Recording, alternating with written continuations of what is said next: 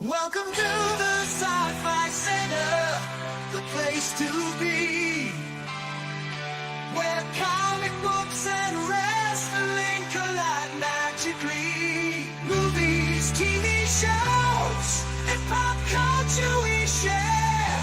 Get ready to rock, we're here to take you there.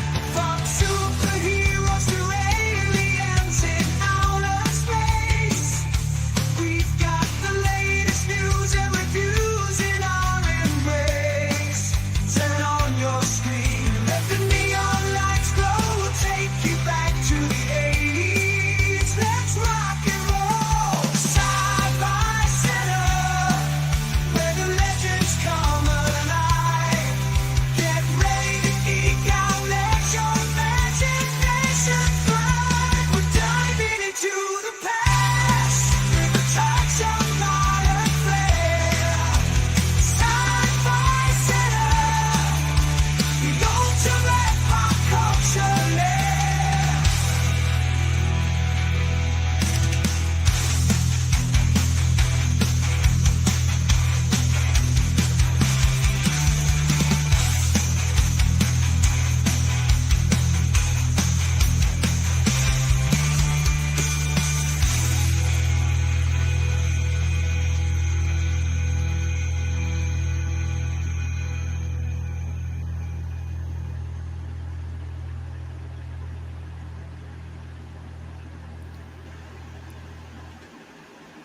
Happy Sunday and welcome to the Sunday night live stream presented to you from the Sci-Fi Center Presents.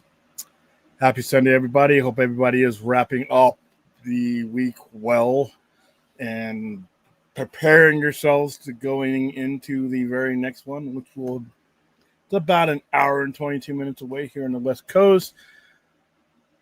Usually this stream is pretty much just a open loose ends type of stream, but got some pictures of Galactus today, as you can see on the thumbnails. And I wanted to wait until I reposted them because I wanted to make sure, they came from enough sources to go with it. But right now, as of 10:39 p.m., 5/18/2025, we are going to go forth as if these little pictures of Galactus are these two pictures of Galactus are legitimate, and they are perfect. I don't think everything needs to be comic book accurate, one for one, inch for inch. There are some iconic characters, though, that are what they are.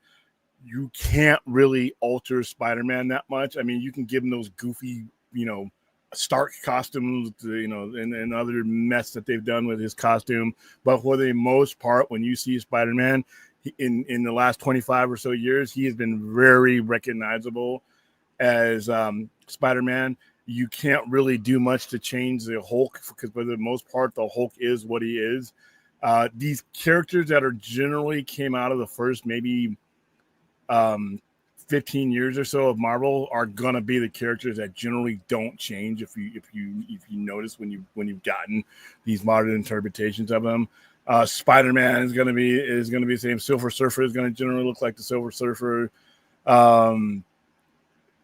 Superman, Batman. Now you have different iterations of their costume, trunks, no trunks, but the same basic hallmarks are there. Black hair, S on the chest, and a cape. Batman, obviously, clearly a guy just as a bat. When Galactus is one of those, there's really only one way you could probably present Galactus, and that's how he looks. Now, there are certain things that you can obviously tweak. Galactus, the character, has tweaked them over over 50 years or so. But there are certain things that just are going to be recognizable as Galactus. And even in the shots that you see in the trailers where they don't fully show him, those aspects of him are very recognizable. So when I saw these pictures today, I was very impressed, very happy. But remember, at Comic-Con, we had seen his head. So that's how I pretty much knew that what we were about to, we're about to talk to tonight was legitimate because I actually saw his face in that match. That's what was in the thing. So, all right. Omega Swiper, if you are doing what I can consider considered to be illegal piracy, you might not want to boast about it in a public chat room. It's, how you doing, Duck? Hello, Ozzy. How you doing? William, okay. Now Fantastic Four along with X-Men are on my two favorite groups from Marvel, and you have suggested that Mr. Fantastic and Invisible Woman's son doesn't Galactus. Well, what I'm thinking is they're going to use the Earth X storyline because this Silver Surfer is Shally Ball, which is the Silver Surfer from Earth X. And the fact that Franklin is being born in this movie while we have the coming of a Galactus, which did not line up. Franklin Wirtz is born years later. So my opinion is that Doom is doing something to the reality. Something's happening to the reality. And the version of Galactus that's in Earth X consumes worlds where the Celestials have held and planted their cosmic eggs to grow more Celestials so that the universe does not get overwhelmed by Celestials and disrupted by Celestials. That's why he devours planets in that particular reality. He is going to take a special interest in knowing that the Fantastic Four are on his world because he's going to know that the multiverse is going to be collapsing and he's got to get them to safety. So I don't think I think Galactus ends up eating Earth in this new movie, but not in the malevolent way that he would be in a situation. He has to do so because the Celestial, Earth has a cosmic egg in it, and it's going to turn into Celestial, and it's going to disrupt time and space, along with whatever Doctor Doom is doing. That's my theory, by the way, Antonio. It's not anything. I'm just basing it on basically what I have out in front of me. I like how they did not over-exaggerate the colors of Galactus from the comics until being comic. Yeah, that's a big thing for me these days, and I think I went over this with the Superman trailer. When it comes to colors that bleed out on a comic book, that's the environment where I'm okay with that. I'm not feeling the Superman. I mean, it's a nitpick, but and it all may change when it hits the cinema. But yeah, somebody, I hear people, oh, it's so bright and colorful, just like the comic books. And I'm like, that just didn't, when I'm visually watching it, it just didn't do it for me. When I'm reading a comic book, like I would say, I'm reading a comic book. When I'm watching a movie, I'm watching a movie. My expectations and my visual references are different, and I want them to be consistent with where they are. I want the colors to be consistent with what is in a comic book and on a page and that atmosphere. And then I want the movie to be consistent with a movie. Granted, you're doing something ridiculous like putting heroes in capes and giant world eaters, but at the same time, it's still, I think if you oversaturate the world, then it doesn't have the offsettingness but that's a personal preference. But yeah, I do agree with you. Galactus here looks like he would be standing in front of any city that I currently live in America.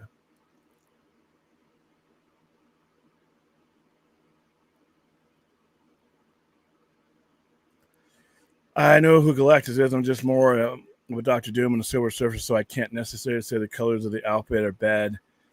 Yeah, I mean, like you said, this looks fine. All right, so let me go ahead and let's go ahead and just bring them up.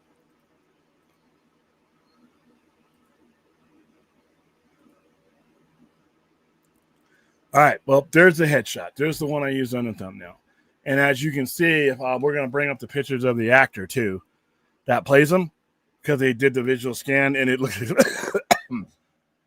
they use his visual scan for his face, but I think that looks beautiful.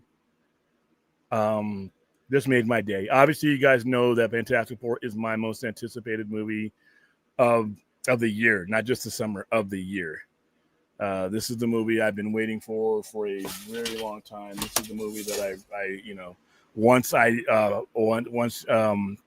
Marvel purchased a Fox IP, this was the one I really wanted to see them do, and I really wanted to see how it looked on screen. Last year at Comic-Con, we were at Hall H, we saw what it looked like, and now to see a full-on headshot. And then we go over here. It's not just a headshot. That is Galactus from head to toe. And you can recognize those boots from the last trailer. Those are the exact same boots that he looks like. His eyes don't always glow like that, so I'm assuming this is some juncture where he's using his powers. He's using the power cosmic, and his eyes glow. Because if you look at the trailer, that when he puts his head up against when he's at the Baxter building, you can actually see his eyes.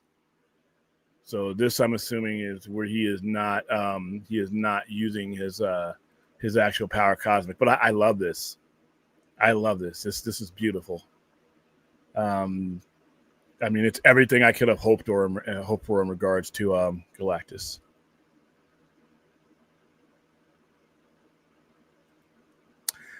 I think so, because if you look at Thunderbolts, it looks like it takes place in the middle of New York, in the middle of Manhattan that I'm familiar with.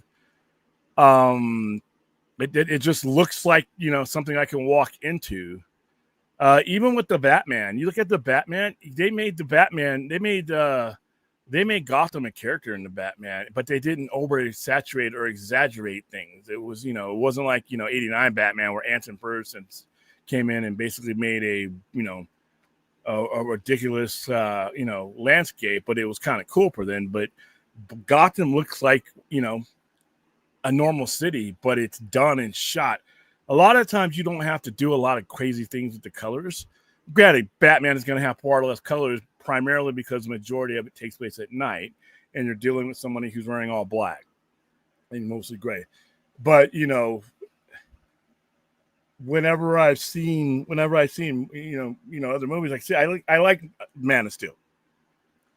I didn't need to see a big gold globe on top of the Daily Planet to know that was the Daily Planet, because that was the symbolism that I'm used to in a comic book, and I'm fine with that. When I'm reading a comic book, I don't have those kind of comic book expectations for the environment. Come as close as you really can without making something cartoonish. And I'm not saying the new Superman is cartoonish. I'm just, for my personal preference, I'm a little bit overwhelmed by some of the stuff. Maybe it's the hues, the saturation. I'm not sure, but I didn't feel that way when I was watching Thunderbolts at all. And to be honest with you, when I'm watching an MCU movie in general, as spectacular and goofy as those characters can be, Deadpool, Wolverine, your environments for the most part are things that you can walk into. So I don't, personally, and I know everybody's going to be different, I don't need a Fantasyland 4-color fantasy bled over from the comics. When I'm reading the comics, yeah, but when I'm watching a movie, it's just, personal preference. And better late than never. Brad, hello, Brad. Let's see. Galactus is played by, I got his name here, because Ralph Ineson. I hope I'm pronouncing your name right, Ralph. And on that note, let's go ahead and so that you guys can get a reference of what we're looking at here. There he is. There's the guy. That's him. And you can kind of see his face there. That long face and that long chin. You can kind of see that where they did the scans there. In fact, here's a good picture of him right there. There you go.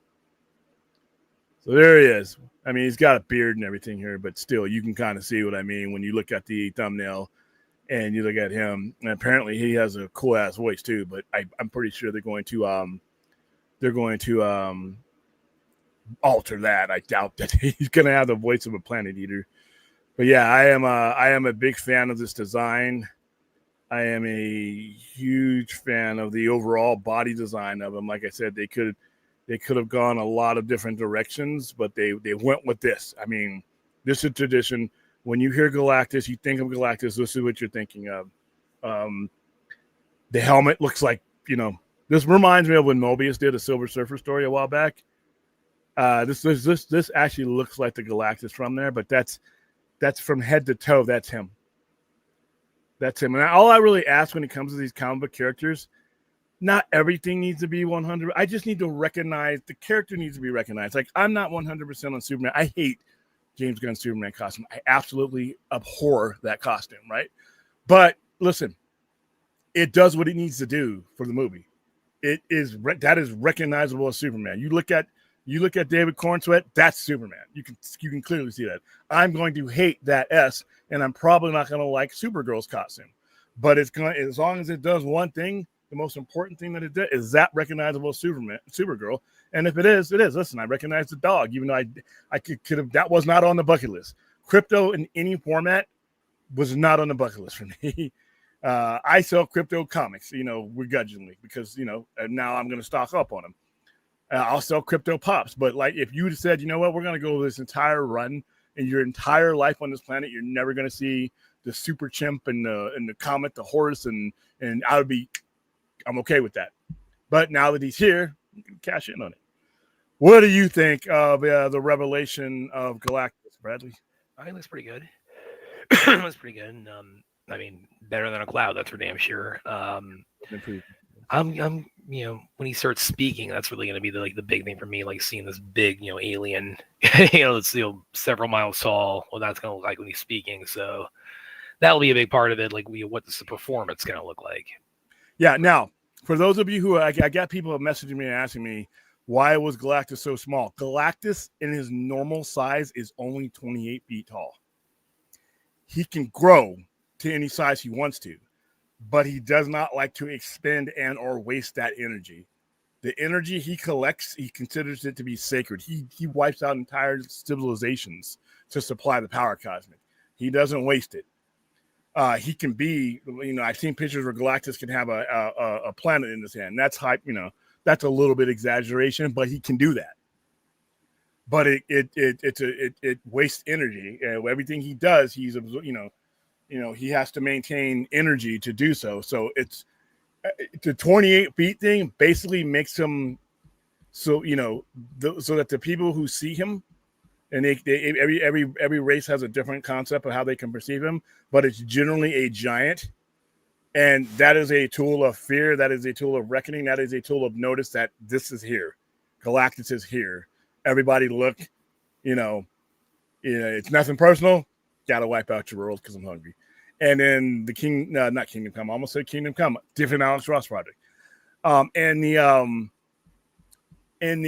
Earth X version, he's doing it, but not because he has anything personal against life. He's doing it because he knows that the worst outcome is the Celestials creating so many Celestials that they literally drain the universe and destabilize it. And in our continuity, the 616 continuity, it's still nothing personal. He always, the quote of Galactus is, Galactus has given more to the cosmos than he will ever take away. And because we as humans are like, well, fuck, you're about to wipe out civilization. This sucks. But we're looking at it in the micro. He's looking at it as a being that's been around since the beginning of time. He knows the cosmic balance. So that's how he sees it. And he also had a quote when Silver Surfer, and it was in the Mobius one, where Silver Surfer's kind of like, trying to tell him, hey, spare this planet. How can you, continue to wipe out these worlds like this? Because when Silver Surfer was created, his mind was altered so that he wouldn't feel guilt, and it's starting to wear off. And then Galactus, beautiful comment, and I hope I'm getting it right. Does mankind weep for the ant on which it treads? And that's how he sees us, but he also sees, his form as a much more benefit to the cosmos than the ant. And that's how he, like I said, he doesn't have the guilt in now this Galactus, if it's who I think it is, like I said, I would love to be wrong about this, but because I want to be surprised. If it's this Galactus is, if it's Franklin Richards, then he's going to have a conscience, even though he has assumed the mantle of Galactus and had his mind changed. He's a human. Whereas Galactus was humanoid, but he never had upbringing. He never had any of that stuff. He never had a conscience like that. But if this is Franklin Richards in his form as Galactus, not only will he have a conscience, he's going to have a connection to the Fantastic Four. It's his family. And he's also going to have a cosmic awareness, the same thing he has in Earth X, where he knows, he has a perception of time where he knows what's going to happen. He's going to know that they have to make it out of there. Even if he has to consume their world, they are the most important thing on that world to the entire multiverse, not just this one planet. If he's going to consume that planet and possibly use that energy to buy them time to get out of there, they're going to get on that ship. And the last thing you're going to see is that Galactus consuming all of that and sacrificing himself, in my opinion, to make sure that the Fantastic Four gets to somewhere where they can save the multiverse. Otherwise, he's never born. So that's my theory. But I love this. I love this design. I can't wait to get the toys for you this. think this might be a little bit on the nose, but do you think they might do anything as far as his arrival on Earth? They might do anything where like he emerges from a cloud in space? Well, he's supposed to. Yeah, That's the thing that sucked about the ending of Rise of Silver Surfer. Rise of Silver Surfer, because that cloud he comes in on, that's what he does. That cloud is exactly everything went right except for me getting Galactus. Well, so you can kind of make him out in there, just he didn't like really pop his head out. Not good enough. So no, when Galactus approaches, it's a cosmic cloud because he's approaching with his world ship, and there's so many things that the gravitational pull, everything he affects. That's why when Galactus comes down on the planet, when he brings the ship close to the planet, the sky looks like it's on fire. Because remember, like in Independence Day, the good one, not that shitty one. But you know, when the ship is coming through, all that fire because it's reentry and the friction of the that's what Galactus is supposed to look like. It's supposed to look like an apocalyptic event. That cloud in some iterations of Galactus surrounds the planet. It surrounds the planet, and the planet goes dark. And then here comes Galactus because he usually has his world ship. And for those of you who've seen Galactus' world ship, it's so big that planetoids revolve around it. So imagine him moving that to the proximity of your world. So yeah, I expect the cloud to be there, but I know now this is going to be a Galactus. I can't wait to get this Funko Pop. I'm going to get this Funko Pop for me. Aaron asks, William, you should try and do a show dedicated to Galactus. I kind of am now, ain't I? Oh, well, yeah. You know what? I think he's talking about comic book history and things like that. Yes, Aaron, let's do that. In fact, I'm going to get it. I'm going to wait till I get my Coming of Galactus trade paperbacks back in, and I want to get the toy. I want to have all the stuff around me, like the toy. Dude, you got to give me a 10-inch pop for this one. I want a 10-inch pop. I know they got a 10-inch pop for the Celestials from Eternals because I see it on John Campion's desk all the time. You have to make a 10-inch pop of Galactus. I have to have that when I redo the studio, and I want that Galactus sitting here. I want my belts behind me, and I want that Galactus sitting here. So when I do the far shot, there's Galactus, and I hope his eyes glow too. You know, so you push a button and his eyes glow while he's eating, or a glow in the dark. Oh man, dude, the Funko Pops that are going to be coming from these two movies between Superman and Fantastic Four, Funko's going to make a ton of cash, dude, especially from me. But yeah, Aaron, yeah, we will do that. We'll do that probably as we get closer to. Oh shit! It's already May 18th, isn't it? May 19th. Yeah, we're about just over 2 months away. Wow, it's creeping up on us. And in fact, I mean, I'm 2 months away from Comic-Con. So yeah, Aaron, we'll do that. We'll do that as we approach. We approach the actual movie itself. I want to have as many of the toys and as many of the publications out there as possible, so we can have, especially that's going to be one I probably do the week of Comic-Con or the Saturday before we leave for Comic-Con. So I probably have as much merchandise as possible. Yeah, good idea. We will do that. All right, let's see. The more saturated you make an image. Yeah, you can do that, but a lot of the times it's the atmosphere. Like I said, I've seen atmospheres with a city. Like when you watch the old Superman and from 1978, that doesn't age well. A lot of for me, the reason is because it just looks like a generic forced perspective that didn't even exist in the 80s. I grew up in the 80s. I was there for when the world I lived in and looked at did not look like what Donner was doing. I was okay with it because I was 6. But, grown ass me is a little bit more particular about how these things bleed out. I know how they are in the comic book. Trust me, no one has to tell me what a comic book is and how it looks. But I also know how things look in a movie and how they flow. And some of the appeal that I have in other versions of characters is when they don't do the forced perspective. They don't do the forced saturation for me. I actually appreciate that more than anything. Listen, I disagree with this. If you have all happy sunshine, you're not going to be able to think of happy thoughts. That's bullshit.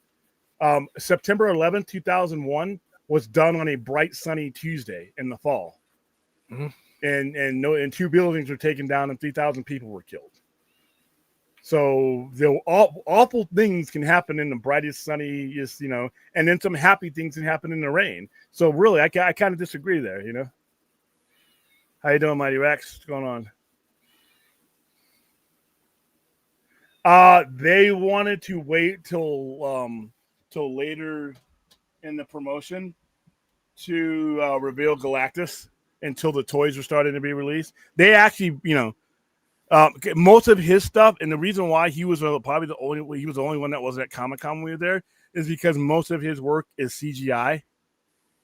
I'm back. All of him is CGI. Even that one that you see there, that's a video scan.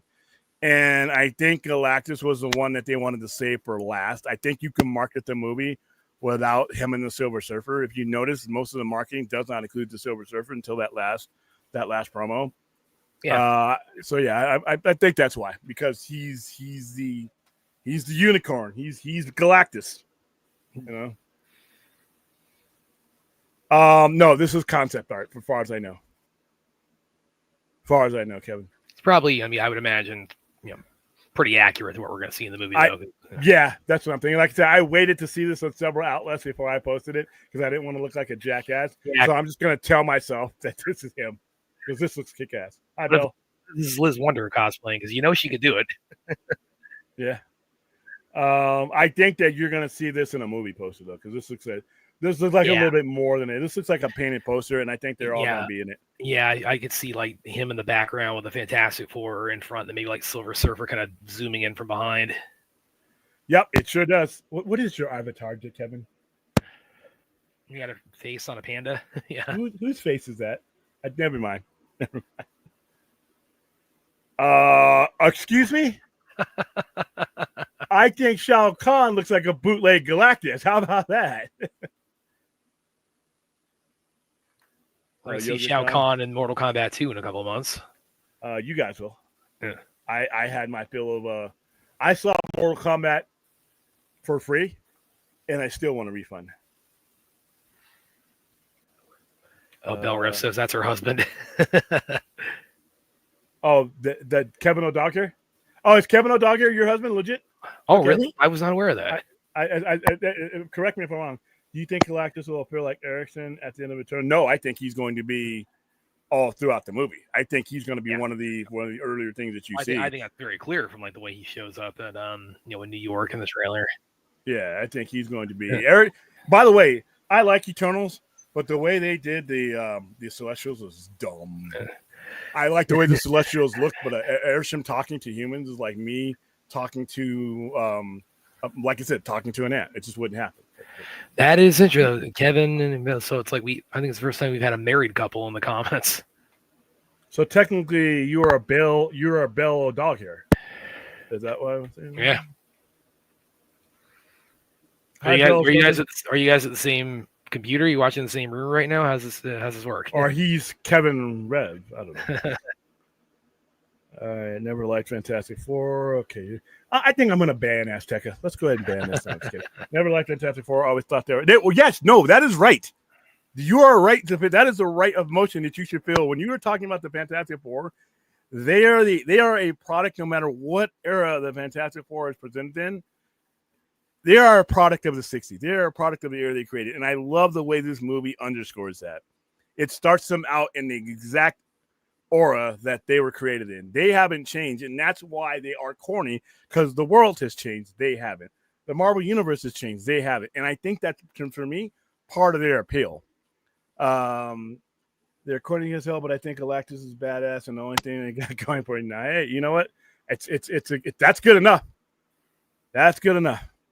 I mean, I've said, I've never been that big on, Fantastic Four, because again, they're just not, comp-wise, DC and Marvel has never really been my team. But I'm the more I see this, I'm more looking forward to it. I can say, I did look. Listen, even with all this promo and all these images, the movie could be "Dude, Where's My Car?"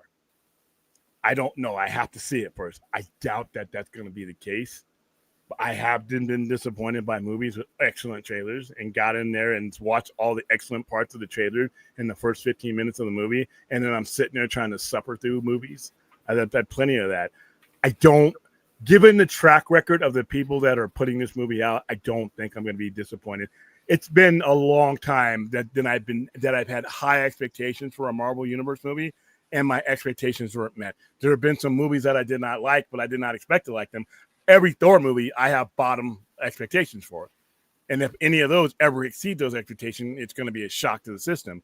But generally, when I haven't been let down. When I have really super high expectations when an MCU movie, I haven't been let down. The Spider-Man movies let me down with the decisions that they made with the content of the character, but never in their quality. No Way Home not only did not let me down, it went further than what I thought a movie could be. Yeah, me too. I didn't have high expectations for Avengers Endgame. I didn't have high expectations for Infinity War because I was tired of that story by the time they got to those movies.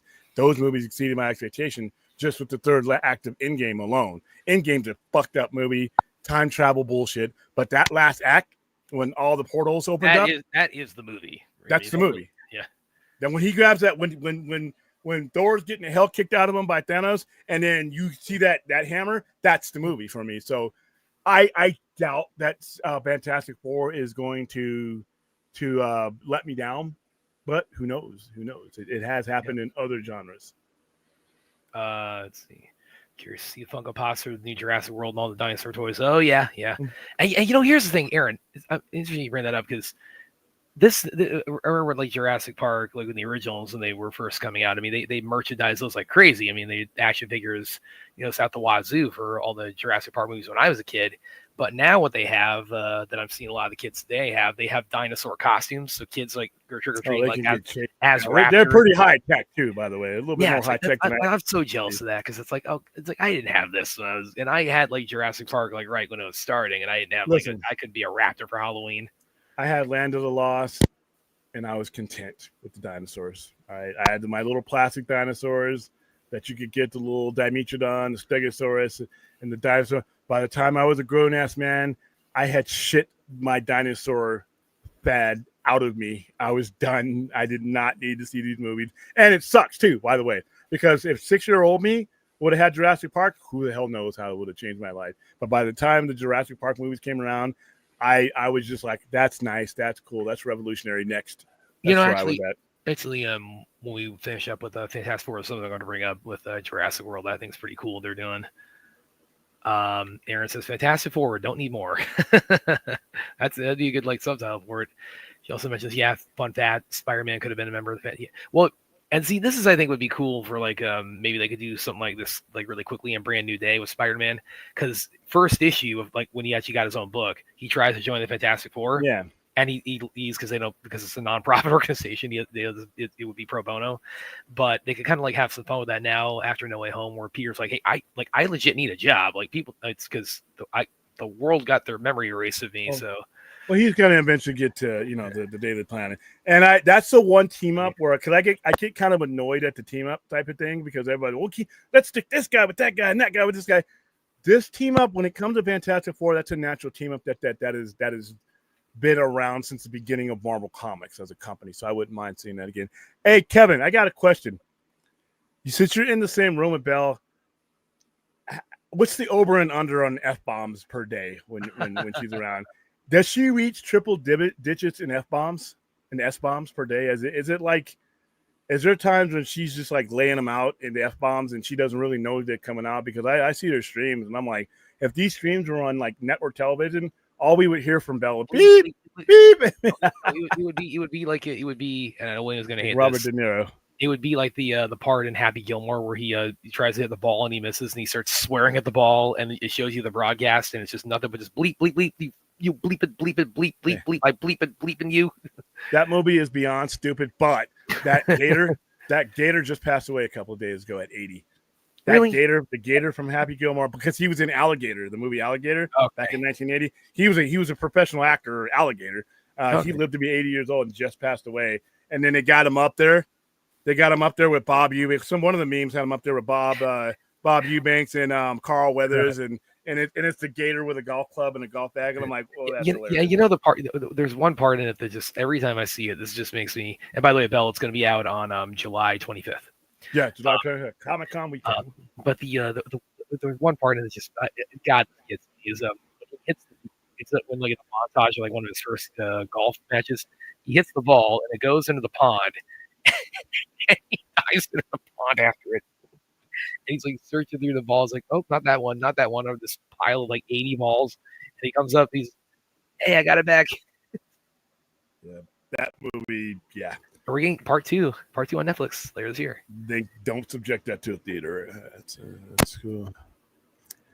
All right, let's see. Aubrey, you mean Aubrey Plaza? This guy.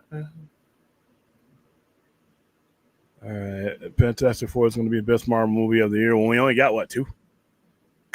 Oh yeah, this one, and we had Thunderbolt.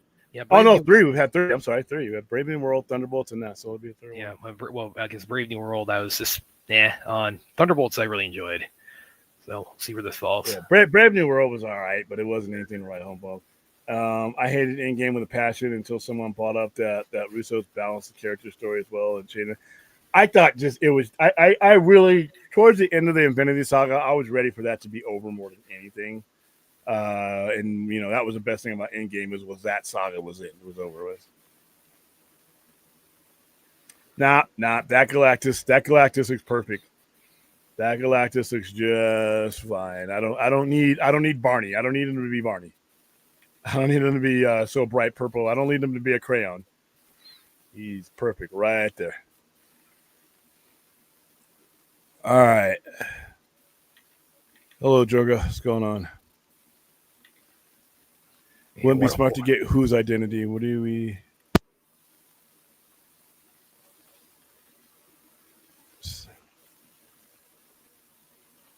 Well, Galactus uses the power cosmic to do everything that he does. It is how he it is how he powers himself. It's how he consumes planets using, in some iterations he's using a machine where he draws the life out of a planet. Sometimes he just lifts his hand up and just, depending on how large the planet is, he can grant other he can grant other people the power cosmic.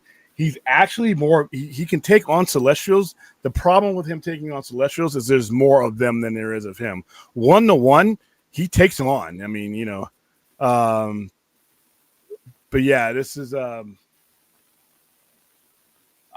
love the way this looks. I love the way this looks. And like I said, to see Galactus in motion for the first time in a long time, or ever, to be honest with you, because like I said, we haven't seen we need a restart. Stark scene. Oh yeah, that would be 2 geniuses of Marvel Universe. Yeah. If I don't see, you mean as Doom, as Dr. Doom, you're probably going to see that in the movie. No, he said Stark, so he's talking about Tony Stark. Oh nah. I got 16 years of Tony Stark as Iron Man. I was not left starving for Tony Stark as Iron Man. You may see it. I don't know what version of him, but if I don't see Iron Man in any of these movies, I'm okay with it. But I think because you have Robert Downey as Doom, you have to have him there to explain what happened, and that's going to be an interesting thing. But yeah, there are certain characters that I have had my fill of: Thor, Iron Man, Chris Evans as Captain America. I loved him as Captain America. Some of my favorite comic book movies. But at some point, it's time to turn the corner, man. I got new bloods. Let's focus on them. Yeah, I've heard her use every swear word in a single sentence before. Yeah, she's very impressive when it comes to cussing. Just like that scene in Jane Silent Bob, like motherfuck. Yeah, I mean, like I said, I say all of her viewers should play a drinking game on, and they'll die of alcohol poisoning. That'll finish them off. This avatar is still ridiculous, dude. He consumes planets that have been seeded to keep it. Yeah, that have been seeded. And Earth X, he is absorbing that seed and it destroys the planet. I don't think you're going to see her back. She said she wasn't coming back.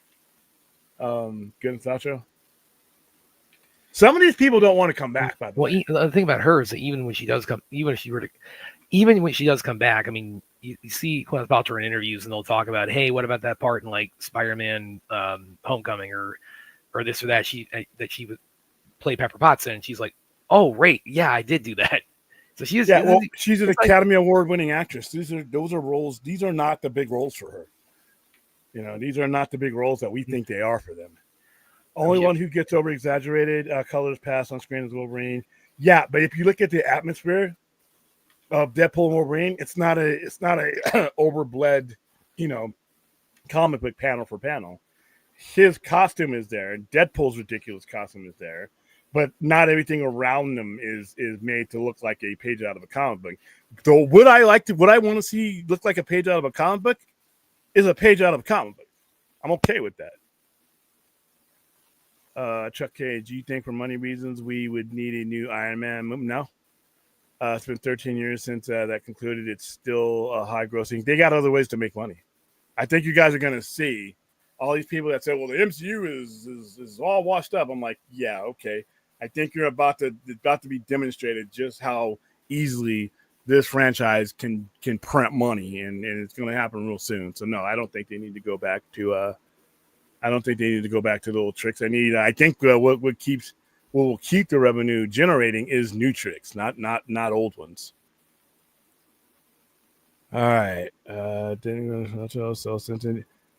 Yeah, we're not going to bring that up. yeah. And people bought them. Okay. As much as we want to laugh about her candles and the scent that we're not going to bring up here, people bought those candles. That woman marketed her shit, and she did it. Yeah, Kanye did a similar thing where he marketed like a designer T-shirt. There's just a white V-neck. Kanye is banned from mention of this show. I can't think of any reason to ever mention that man. So he's not in any genre. He's not anything. I don't listen to his music. I have this is Sci-Fi Center. There's no real reason why Kanye's name and should ever come up on the Sci-Fi Center unless he's in a science fiction movie or something. Well, he does live in the Twilight Zone, so if he doesn't venture into the genre, then the genre is going to stay away from him, and that's what this show is going to do. That's a hard ban. No more Kanye. Depends on who's writing it. If Scott Snyder's writing it, then it's going to be Batman. If it's David Michelinie who wrote Iron Man for a long stint, it's going to be Iron Man. It's probably going to be a draw, to be honest with you, because Batman will have countered and planned for Iron Man, and Iron Man's outright technological advantage will buy him some time against Batman.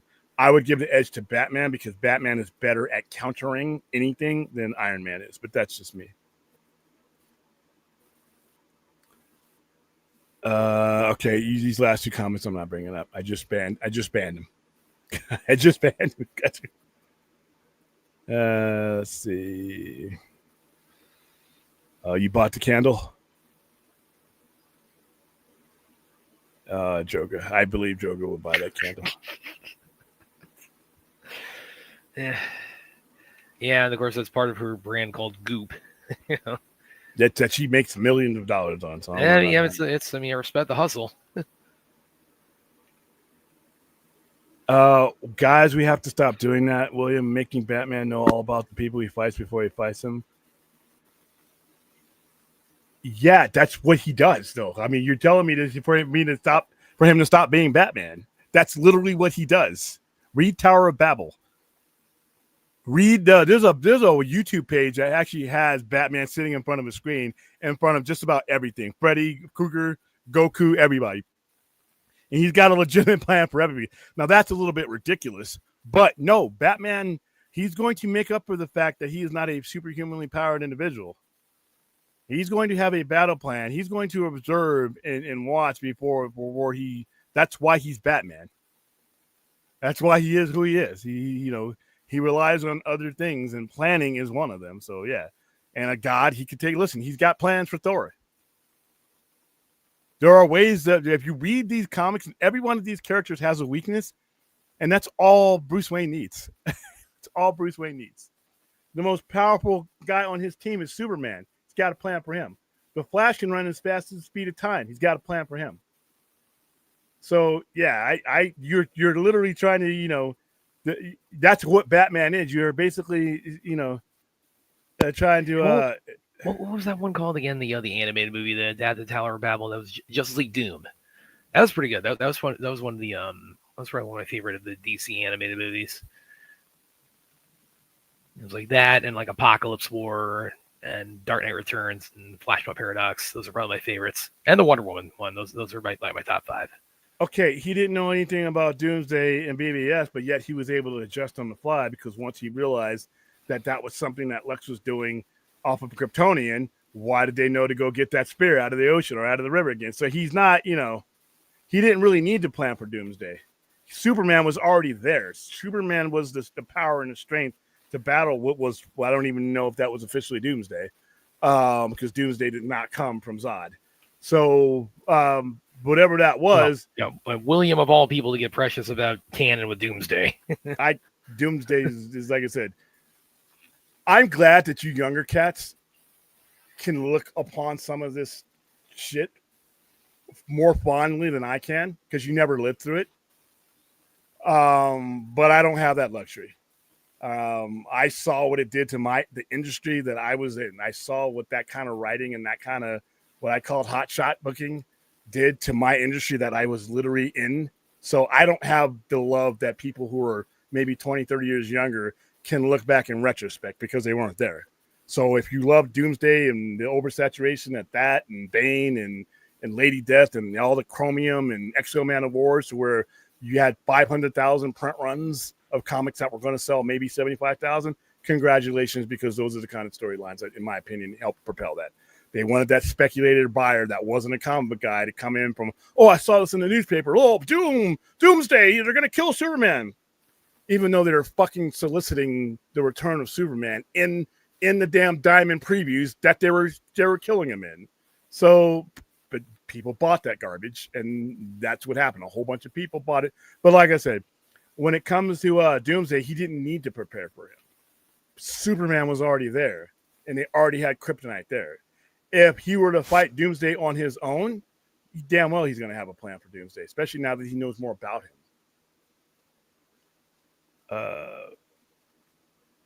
But there's all kinds of things that Batman would be able to do. He's as rich as Tony Stark. He has as much at his disposal as Tony Stark does. He just uses it. They just use him in two different ways. But I would say that Tony that Bruce would come out on top. I like the idea of Captain America and Batman. They know how they can lose, but you better beat them when you can. Yeah, because they're opportunists. They're opportunists. We see actors on the screen and admire them. To them, it's just another day. Yeah, there's been actors and actresses where I see them. The interviewer knows everything about them, and they'll bring up something to them, and they'll be like, "Oh yeah," because it's just a job. It would be like somebody coming to your job and saying, "Hey, you remember what happened a couple of Wednesdays ago?" Nah, you showed up, you clocked in, you got paid, you moved on. Now, some of these roles mean more to these people than the other, but then, for Gwyneth Paltrow, who won an Academy Award for a movie she shouldn't have, and a movie that won that year for best movie.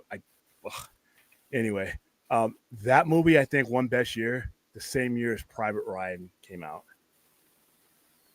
I saw Shakespeare in Love.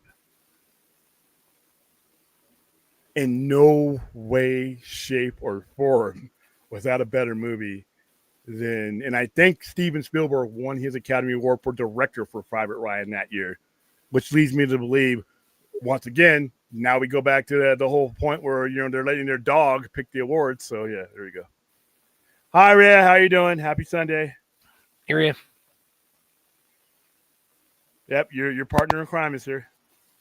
And her partner in crime is here too. Let's see.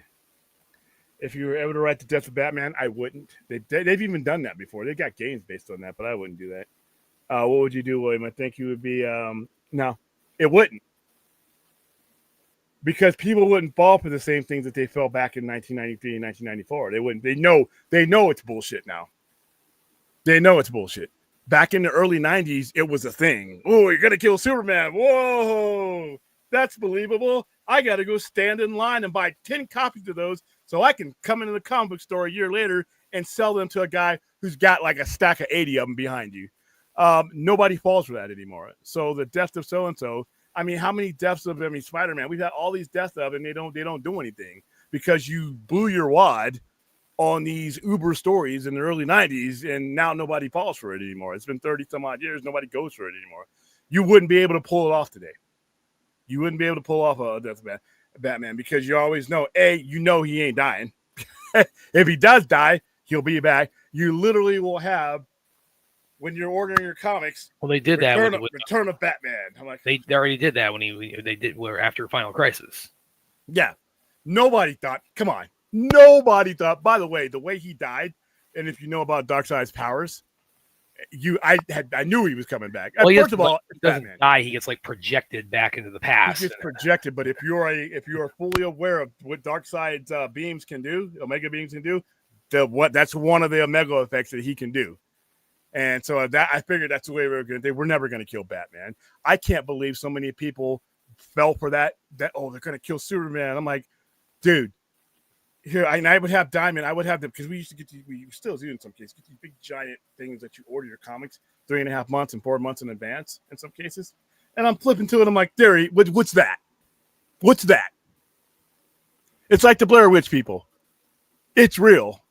Yeah, okay. They're on Leno right now being interviewed with the Blair Witches waiting out in the car saying, you guys got 5 more minutes.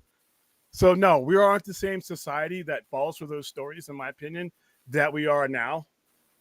Killing somebody off in a comic is they because of those kind of storylines, they made the trope worthless. Instead of doing what Jim Starlin did with Captain Marvel. Captain Marvel died in 1982. He has never returned. Now, all the other characters they brought back, but never that one. So with things like Death of Superman, they kind of added to making the comic book death thing kind of worthless. That and Phoenix and Jean Grey and all, couple of, but the Death of Superman was the biggest one because it was outsiders that came in and flooded the market because they really thought he was dead. I'm like, are you guys serious? They didn't kill, dude. Remember Star Trek 2? Where they were saying the crew of the Spock and the crew of the Enterprise will return for Star Trek 3, the search for Spock. They had already had Star Trek 3 pretty much done. So yeah, sure, no more death of these characters because they've blown their wad. They've made that useless. Diamond just got bought out. I don't think they're going down. I don't even think they're getting liquidated. Most of us don't get our books from them anyway. Galactus. It wouldn't even be if something can last less than a second, then that's how that fight's going to look. Galactus has a power cosmic. He's literally going to disassemble. In fact, Silver Surfer, most of his heroes could stop Doomsday because they all have the power cosmic. I can see. Oh yeah, dude. Comic-Con, there's going to be at least 5 Galactus. 5 Galactus. That's the week that it gets released. Going to be sweating bullets and dying in those costumes, but they're dedicated, boy. They are dedicated. They're going to have coolant putting through those things, and their girlfriends or whatever, boy, whoever it is, I see female Galactus, they're going to have to be, putting that water in them because walking around Comic-Con with all those people and all that oxygen being consumed by all the people in there, and you're probably this big giant 8-foot Galactus. And some of them are going to do like the Kingpin one that one year where they couldn't even get into the building. They had to take the costume off to get through the doors. So you're going to have somebody who's going to look like a 10-footer or whatever and all the styrofoam. I'm going to take plenty of pictures of it. But, yeah, there are going to be all kinds of Galactus. And anybody, doesn't matter who, he doesn't have to be a white guy either because Galactus is how you perceive him. Want to be a black Galactus? You can do it because guess what? The people from certain worlds, they see, and John Byrne did that perfectly where he showed all the faces of Galactus. Every species perceived them as what they look like. So yeah, I see plenty of Galactus, and Fantastic Four is a cheap costume to do too. You can make that. I mean, where's Liz Wonder? She's got to be doing Invisible Woman already. Galactus is James. Yeah, he would turn him into salt basically. committing crimes and making what was that your new is that your tattoo? Did you get your tattoo on your stomach that says this? Neck tattoo, maybe? Yeah. Even though her most memorable role in Seven is not, she's kind of disembodied. If you want to, spoiler alert. Harvey Weinstein rigged it. You know what though? Did he even need to rig it? Now that we know what goes on, dude, your Dalmatian probably had a name. You probably put like a dog dish and one name was in it, and the dog ran towards one. He's like, all right, that's it. Still, there hasn't been a full run through that Batman dies. Yeah, but it's already done though. Like I said, any major superhero dying, nobody. It's just not the era for it. That shit worked in the 90s for about 2 years. And then it got old. Once you do a gimmick like that, nobody believes you for one. But you have the internet now. You have so many ways to blow that up. It's just not going to happen anymore. I mean, what's the death of Batman? I'd rather they not do anything stupid like that. Here's why: you sell more comics just by doing. Well, hold on. And I know this is going to shock pop culture world. All right, and I want to make sure that you can hear and see me. You sell more comics by writing really good stories. You don't need to kill anybody. You don't need to create something new. You can take characters that have been around decades and repackage them into different stories, really good stories. The Joker and Brainiac, they are not new characters that somebody had to pull out of their ass to get you to come back to a comic. Yet what Scott Snyder is doing with Absolute, he hasn't added anything new. He's taking familiar things that you already know and he's repackaged them in different circumstances. And you don't even have to do an alternate universe to do what he's doing. You just have to be creative. You know, to me, those kind of things were acts of desperations. And I everybody's got their own opinion. They were acts of desperations that I think hurt the industry, in my opinion. So no, we don't need another Batman dying. Black was Galactus. He was black. That will be me. Black Cactus. Hey, dude, I'm gonna do it like Blackula. I'm gonna do it like that. I'm gonna do this Black Cactus. I'm gonna do a blaxploitation version of Galactus to where I got fucking a fro. I'll have the fro coming through the side thing, yeah, and then sideburns and purple bell bottoms. Yeah. That'd be some racist shit. I'd be chased out. Reyes says no tattoos and too scared to get mutilated for life. Yeah, but that saying's got to stay with you forever. I've been wanting to get some for a while. Maybe I'll do that within the next year or so. When I came back from Fort Lewis, we had all our platoon in our area. And I'll say, hey, when we get back, we're gonna go to the tattoo shop, and I was gonna get the Army seal, the Department of the Army seal, the eagle and the crest and all that. I was gonna get that, and then I was gonna put Operation Iraqi Freedom 3 because that was what I was part of, and then the unit I was with, and it was going to be like a crest. It looked really nice. They actually drew it on me. You know how they put the thing on and they draw it on you, and I was sitting there waiting, and I chickened out. I just didn't the finality and the permanentness of it. Even though that was if I was ever going to get anything, if I have kids, I'm going to get the name or the footprint. I'll do that. I know that's cheesy, but that's something I wanted to do if I have kids. But when it comes to something like that, that's a status that I should have done it. Because that's a status that I'm never going to not be a combat veteran in that particular time. I was there for OIF3. I was the Army. That's a status that I'm a combat veteran. So it's not like a girlfriend's name to where if she dumps me, I gotta cover it up. That's the status. And I just sat there. Everybody else got theirs, and when it was time, I got up and left it. Who knows? Let's see. Jack and Rose. People thought Jack and Rose existed. Yeah, and while the ship's going down, and the Titanic was such horseshit. I went to see the ship go down, and the special effects. The love story. I'm like, are you? Well, you got the ship going down. I mean, of course, it's so sweet. They just meet.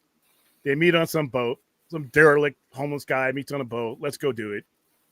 Oh, I love you. I want to spend the rest of my life with you, Jack. We just met. That's like on the Love Boat or something that they meet, and they're like, they start dating at the end of that episode. These fools are ready to just, be married and you're going to die without me, Rose. I'm like, oh my God. And then I almost got, I told you guys, I almost got thrown out of the theater because I'm laughing at all this. When Icicle Jack, spoiler alert, it's been almost 30 years. When Icicle Jack, she drops him. By the way, there was plenty of room on that damn door. You didn't have to freeze, selfish bitch. But I was laughing. I'm like, and then these girls that were bawling. And I'm like, first of all, it's a movie. Second of all, this is like your third or fourth time. You knew this cat was dying. Why are you still crying? And, I'm being called insensitive, and the girls, with their moms are there, and they're just bawling out. Me and a couple other buddies are there because we're James Cameron fans, and we're like, we couldn't believe he was going to sell out, but until we saw it, and then we saw it, and then we're like, okay. Making rom-coms, doing Ridley Scott. So we saw it. We enjoyed the ship, watching the ship go down because that's history. But as far as all that other stuff, let's go stand at the edge of the ship. Jack, hold me, Jack. And that damn song. I have all the respect in the world for Celine Dion. And maybe in some universe where I had not heard that song 1,000 times, I may have even liked that song. 94.1, the mix here in Las Vegas. They kept playing that song back to back to back. They played it for hours at the request of viewer. The 94.1 was almost like a mixed alternative. You had your edge, you had your comp, and then that was like a mixture of both. I had to turn the station. I called them up. I'm like, what are you doing? He's like, we got requests to play this for the rest of the day. I'm like, I'm done. I'm turning the dial. I'm going, give me Blind Melon. Give me anything but this. I actually liked the Celine Dion was a cool. Her range, her talent. She would do songs. The same guy who wrote Meatloaf songs wrote her songs at one time. After that movie, I can't. Her voice just and not because she's not talented or any less talented, but they played the shit out of that song. And I think parents were like, yeah, people protesting the station over that shit too. I like Death of Batman in the video game when he blows up his Batcave. Well, my friend went to Comic-Con recently, good, and asked Famke Janssen if she'll be in Doomsday, and she said she wouldn't call him. I don't expect anybody to tell you the truth. One way or another. She very well could not be in it. She could be telling you the truth. But I don't. I expect everybody who is in this to lie, because they have to protect the sanctity of the they were probably told, "Hey, you're in it, but we don't need you." And it doesn't matter if the kid at the con believes you or not. Doesn't matter. You keep it going until we tell you to go. Nobody believed that those other two weren't going to be in that spot. Nobody. If you found someone that thought those two weren't going to be in Spider-Man No Way Home, those are the same people that thought Blair Witch was real. So there you go. Nobody. But guess what? It didn't hurt the movie. When more so Andrew Garfield and Tobey Maguire, when Andrew Garfield comes to that screen, that my theater shook. My theater shook. And yeah, because nobody, like William said, not one person bought Andrew his 2,000 denials before it came out. It's I'm totally not in this. Yeah, nobody bought that. And the way the commercials that came out, they weren't even trying to do a very good job to hide it. And be honest with you, seen Lizard getting kicked by the invisible foot and all that shit that they dropped that people got a hold of, they did that on purpose. You know why? Because those two being in the movie sold that movie. Yeah, Tom Holland's your Spider-Man, but they knew how loved those other versions of Spider-Man had. What a special moment, and you don't get many opportunities to do it. So everybody knew that those cats were going to be in the movie, but it didn't change when he opens up that portal and you see. As soon as he turns around and I saw the mask, I'm like, that's Andrew, because I didn't know what order they were going to do it in. I knew they were going to be there. I didn't know what order they were going to do it in. And when they did Andrew Garfield, as much as the general public tries to sell that as his movies is not a good, to see the actual people who understand Spider-Man see that. Yeah. Yeah, and then you see Tobey Well, Maguire, and you knew once you saw Andrew Garfield, the it was reason why that match. yeah, the reason why Tobey Maguire and my crowd didn't get he got a huge pop because you knew it was inevitable. And when he started saying, "Well, keep going until you find another one," and the audience were like, "Yep, here he comes." Yeah, and then he turns around. He didn't even have to have a Spider-Man mask on. That's how synonymous Tobey Maguire is to Spider-Man. And so, yeah, I mean, Famke Jensen, if I had to bet money, her and Halle Berry is going to be in. Well, we haven't gotten called yet. But you know what? Technically, you might be telling you might have gotten the email. I don't know, but I wouldn't expect the truth one way or another for any of these people. Yeah, she says she's not in it. I mean, it doesn't necessarily mean she definitely is in it, but we've been down this road. Bear that in mind. Well, yeah, and Silver Surfer has a power cosmic. He can do that. Silver Surfer's power cosmic can restructure matter and restructure molecules. So he reverted. He did that. He reverted Bruce Banner back into and then Korvac actually, when Korvac fought the Silver Surfer, he actually took the silver off of the Surfer, and then he choked him to death. That was All right, Black Cloud. Okay, so I'm down. Let's see, Mantis and Batman be cool relationship. Nah. Piece of my collection. Oh, dude. I don't really have a lot of high-end stuff in my collection anymore. I've rotated through the store. That Batman 423 that's about to get signed, that'll probably be up there. I don't really. I have to think about that one. But most of I only have a handful of stuff now because of the fact that once I get my hand on it, I justify the expenditure by saying, "Hey, it's part of the store." It's like my wrestling belts. Technically, they're part of the store, but here I am at my house. So yeah, I have to be at the store. Be honest with you, Kenneth, ask me that question next time I'm at the store. I'll probably be able to give you a better. But I probably will because, like I said. In my collection, very little. But if you want to ask me about the store, I'd have to take a look at it. I don't have too many high-end things like that because, back issues like that don't move for me. But I got some stuff. I'll have to take a look at it. What is your previous comment, Joga? Oh, yeah, I got that. Let's see. Yeah. Shania Twain, Whitney Houston died too early.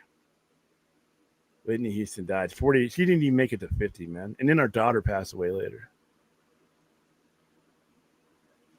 Let's see. Yeah, I heard about that. I'm figuring, yeah, why not? I don't know how much Blue Beetle's in there, but I'm pretty sure that he's probably in there at some point. I'm really curious because there's the whole Pocket Universe thing that apparently, and there's some talk about where that fits into, and I'm really curious about that element of it because I would assume that's maybe how he's integrated into it, and then what that means for like the larger plan of things because that also presumably fits into Peacemaker season 2. Well, that's where they'll drag him along, but you also have Ultraman in there. Ultraman comes from another. He comes from another Earth. So yeah, he's the Superman of another Earth. Yeah. What I think Lex Luthor has done is he may have used the Phantom Zone to enter into other universes to find somebody to fight Superman. And that's how you get Ultraman. I don't know. I haven't seen the movie, obviously, but I think that might be one of the that he uses the Phantom Zone, and that's why he's in the Fortress of Solitude. In fact, actually, I'm going to pull up the trailer real quick because if you freeze frame it just right, you can see a part where I think this is where the whole the Pocket Universes thing kind of comes into play. Keep talking. I'm going to try to freeze frame on that one part.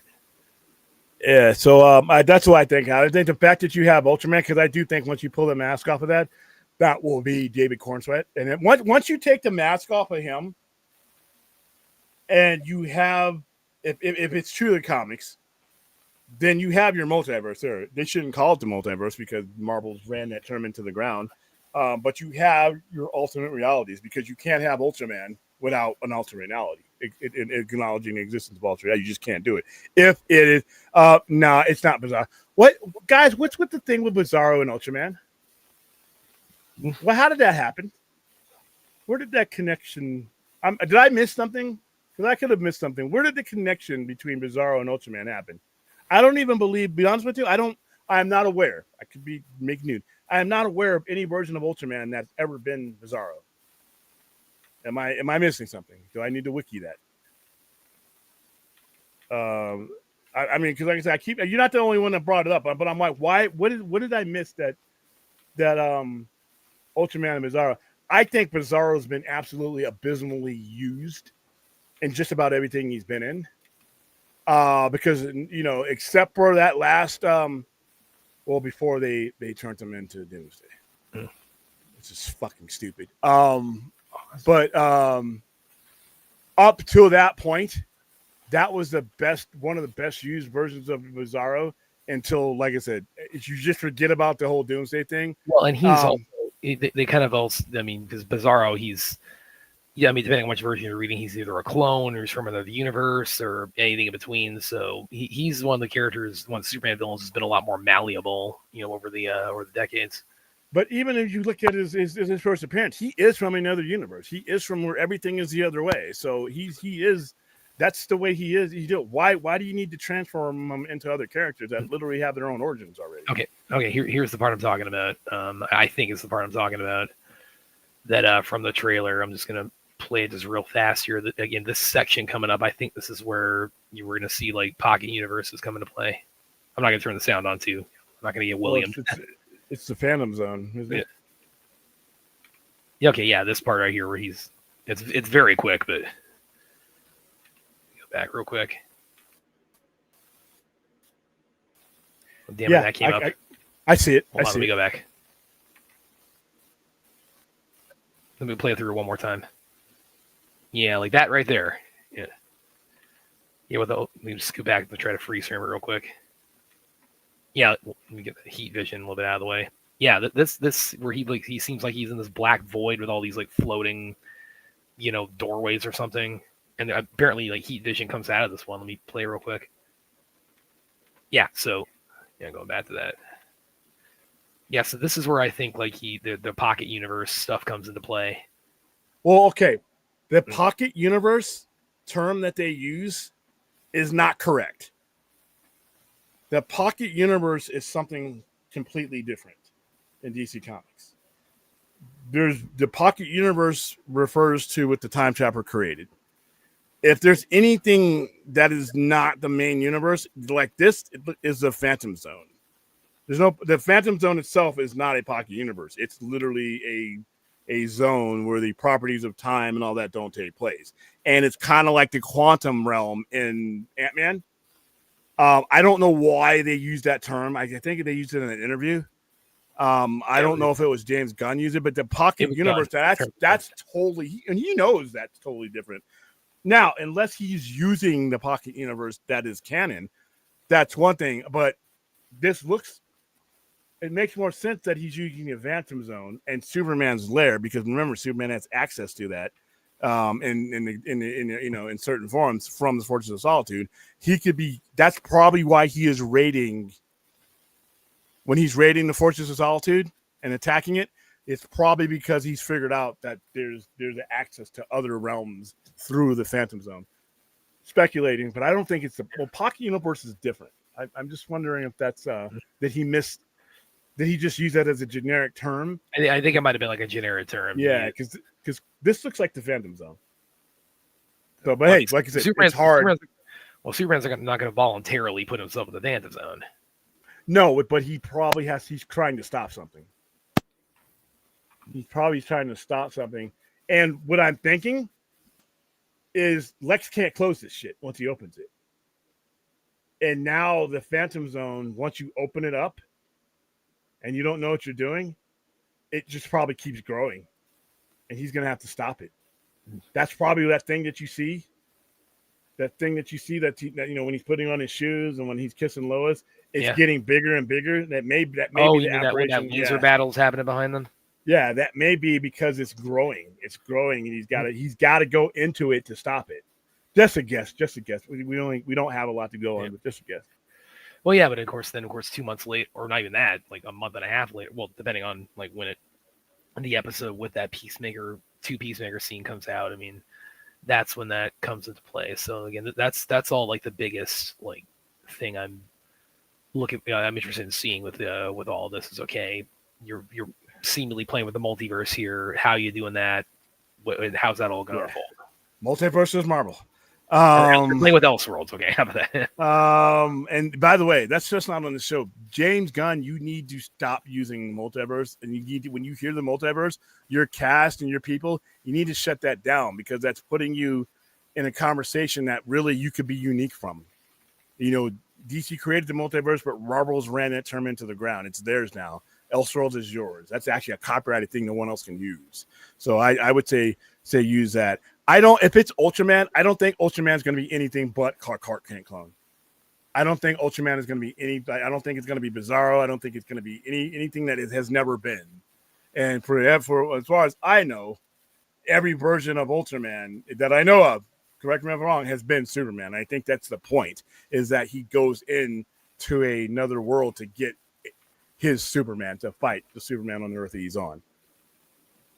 That's kind of baked into his name too. The idea is that Superman, Ultraman. Yeah, it's trying to like imply like the same like level of like strength with them. And that fight that he's having at the football stadium literally looks like he's on par with somebody that is him. No, Pocket. Okay, so because Missile Pixel comes from his own universe. It's his own thing. Whenever I think of Pocket Universe, I think of the Time Trapper and I think of Superboy. Because back when Crisis fucked everything up and they created one timeline, John Byrne took over Superman and did not want any future versions of any past versions of Superman that could be linked to stories that he didn't have control over. So what they did is they basically said, during the Crisis, the Time Trapper detached, just took the portion of time that Superboy existed in, separated him from everything else, every other hero and everything else. While the universe was collapsing onto itself, he rescued that piece of time that Superboy was in. And when the time realigned without him, he rerouted the Legion's future that had been around since the 1950s to explain, well, how was the Legion found if Superboy never existed? What he did is he rerouted the future that had been around forever to this new universe. So every Superman story now was the origin of this Superboy that lived in this Pocket Universe. So all those adventure comic stories that have been around forever, those are still relevant. And the way they explained it is every one of those took place in the Pocket Universe from that point on. And what he did is he created a curtain of time that the Legion of superheroes, whenever they traveled back in time, or they would travel back to that Pocket Universe. So every Legion superhero story for 50 years traveled back to that Pocket Universe. It wasn't discovered until Cosmic Boy and the time traveling ship that he was on pierced that curtain and landed in the post-crisis Superman and universe. And then they confront Superman, who doesn't know who they are, whereas Superboy would. And they're calling him Superboy. And Superman's like, I wasn't Superman until I got to, till I left, Smallville and came to Metropolis. And that's when Cosmic Boy realizes something's been fucked up. And he travels back to the future. And then he comes back. And what's happening is the Time Trappers has manipulated Superboy into taking out the Legion. And now it's the Superboy from the Pocket Universe who comes through that universe and just beats the hell out of our modern day Superman. Because remember, they depowered Superman after Crisis. But this Superman still had, and Krypto was there too.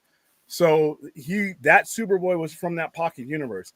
And the reason why the Time Trapper saved that universe is because he needed the Legion to be in existence because he couldn't fight entities like Morju and Darkseid on his own. He needed the Legion to be able to weaken those people so that he could maintain his power and his stature in that reality, in that universe. And without a Legion of superheroes to fight them, he did not have the means to do so on his own. So he always needed them there.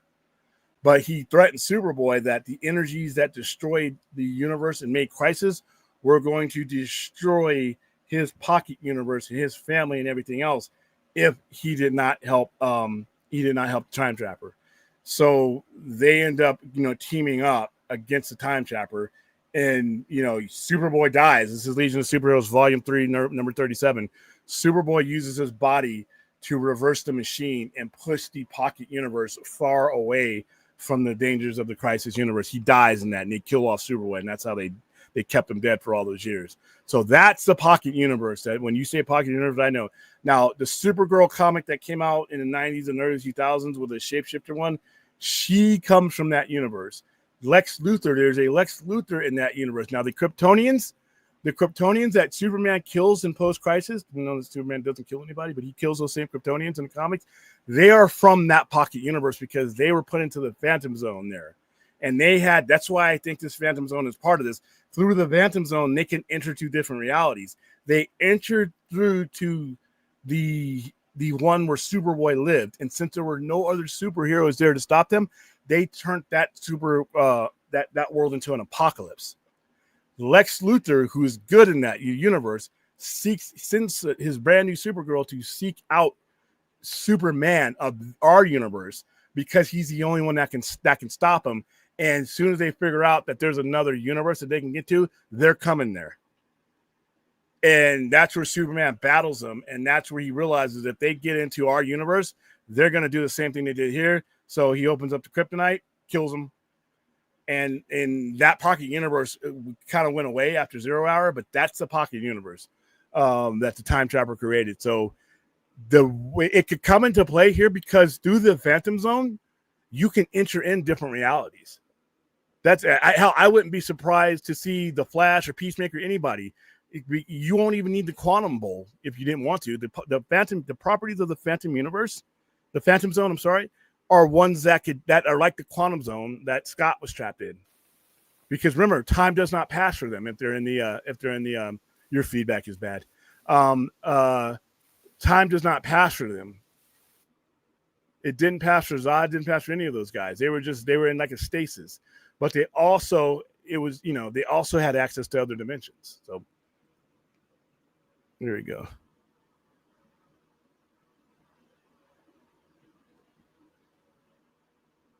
It's possible. Like I said, that storyline, everybody in Smallville dies. Everybody gets wiped out. Yeah, you can't die in the Phantom Zone because remember that it's not a death sentence; it's a prison sentence. It's more sufferable because you're there watching time pass.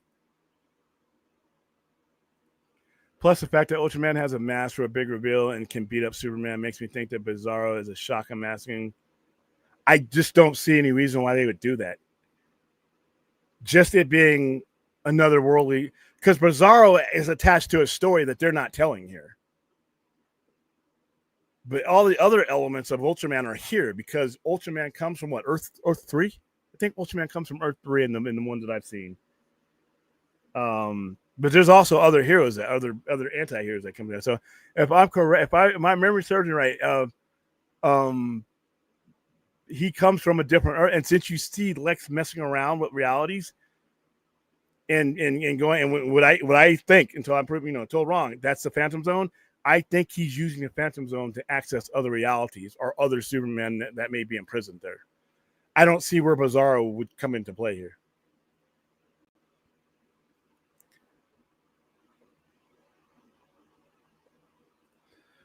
That's true. But his parents have died before it, and he's been all right. In God of Monsters animated, Superman is General Zod's son. Yeah, that's actually someone else roles too. Let's see, same as Batman. Super Doom was crazy. I'm just looking. There's a. Yeah, that would be a cooler sequel. I mean, don't want that, but like I said, just the existence of different variations of Superman opens the door to a whole lot of other things as well. I didn't like Superman as a villain. Superman Prime, that was a villain in Crisis. I think that was kind of.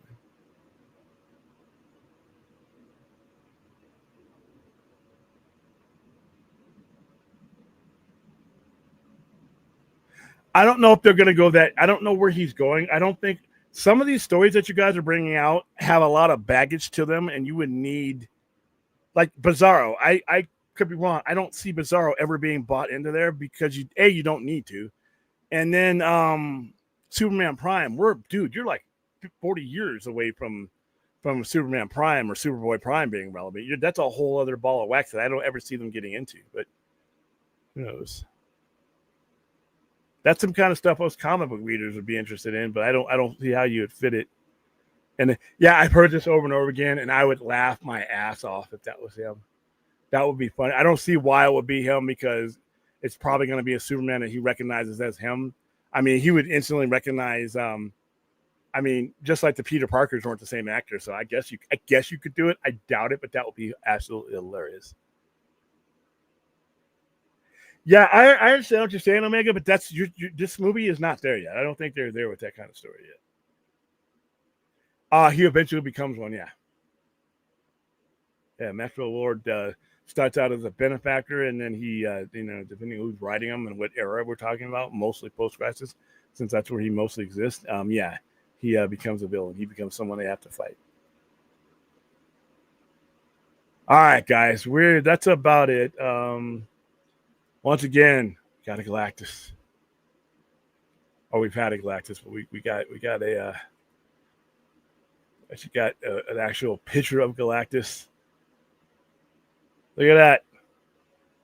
A nice paint job. I wonder if Alex Ross did this painting. I wonder who did the artwork for this. Still cool, though. All right. We are taking tomorrow off because it's Monday.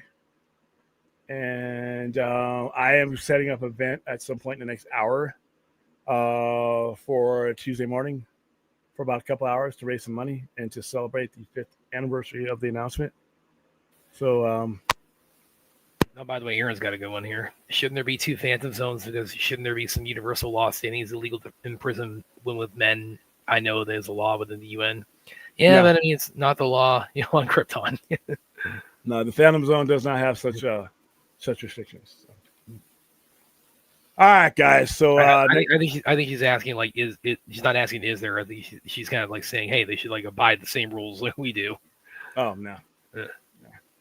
All right, guys. We will see you Tuesday morning. Look for me Tuesday morning around noon.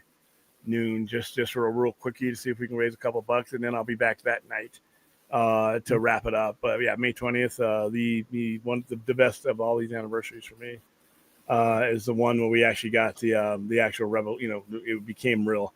There's all these other ones that I just don't recognize anymore, other than we did the 18th. That's the actual movie being out. The other ones are just like the 214s and the November 17th. That law is near and dear to my heart. Yeah, that means now. I'm not going to say it means nothing to me, but it kind of means nothing to me because it really doesn't. You just mean anything. Completely reverse that. It's like I'm not saying it doesn't. It doesn't mean it really. I don't get its significance, and I don't think it had. I look at it as like that's the day the 2-year anniversary when the big Twitter campaign for it happened that blew up, and B, it's also I kind of look at it as reclaiming the date when when the butchered version came out, and now it's we have the real movie, so I always have it on every November 17th.